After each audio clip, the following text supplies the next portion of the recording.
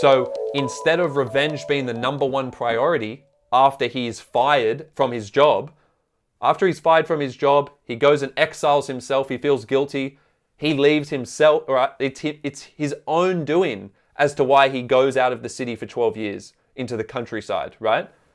That's him who did that. So it's an internal battle. Whereas Prospero was forced off the island. So it was external. So external to internal, what's the contextual link there? Why is there that difference? That it becomes super psychological and it becomes about overcoming his grief, not so much about revenge. I think a word you can all write down now in terms of why the plot changes so much to Felix being driven by guilt and trying to resurrect his daughter Miranda.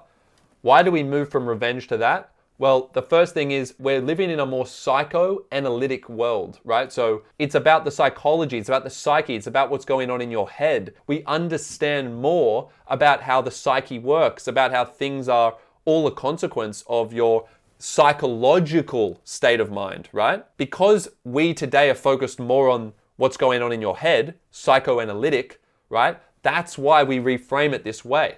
And we reframe it in a way where grief is the trigger.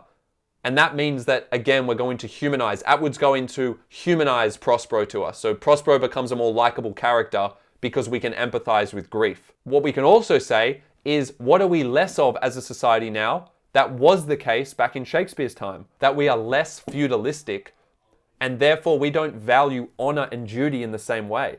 We still respect duty. We think people have responsibility, but it doesn't tie to revenge. See, it's a feudalistic notion of revenge, is the phrase you could use. So two things happen. Not only do we move from a less feudalistic context where revenge isn't as important, we move from that to a psychoanalytical framework or context where the psychological world is more important than the external world. It's about the individual. It's a more individualist society in many ways. But when doing that, Atwood does it in a way that because she integrates grief and because she makes Felix the protagonist and she allows us to understand his feelings and emotions through third-person limited narration, she's actually humanizing him.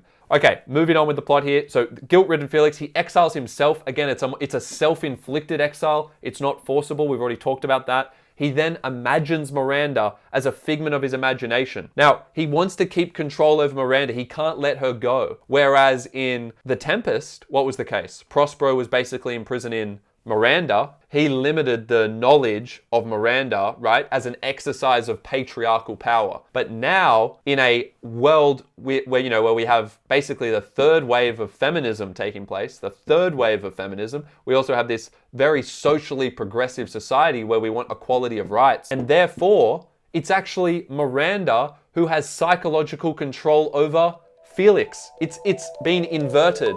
So the power dynamic there has been inverted.